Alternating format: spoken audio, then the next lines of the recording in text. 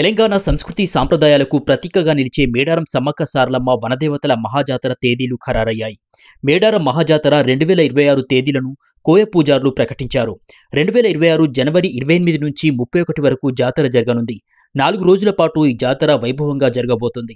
తొలి రోజు జనవరి 28న సాయంత్రం 6 గంటలకు కన్నెపల్లి నుంచి సారలమ్మను, గోవిందరాజు, పగిడిద్దరాజులను గద్దెపైకి తీసుకురావడంతో జాతర ప్రారంభమవుతుంది.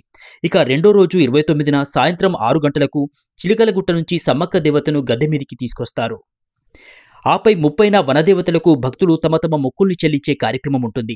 31న సాయంత్రం 6 గంటల సమయంలో సమ్మక్క సారలమ్మ దేవతలు, గోవిందరాజు, పగిడిద్దరాజు దేవుళ్ల వనప్రవేశంతో జాతర ముగుస్తుందని కోయ పూజారులు వెల్లడించారు. ఈ జాతరకు ఏర్పాట్లు చేయాల్సిందిగా కాంగ్రెస్ ప్రభుత్వాన్ని పూజారులు కోరుతున్నారు.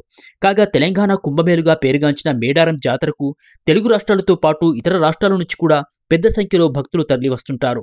ములుగు జిల్లాలోని తాడ్వాయి మండలం మేడారం జాతర జరగబోతోంది. ప్రతి 2 సంవత్సరాలకు ఒకసారి ఈ జాతరను నిర్వహిస్తుంటారు. ఇక ఇది ప్రపంచంలోనే అతిపెద్ద గిరిజన పండుగ అని మనకు తెలిసిందే.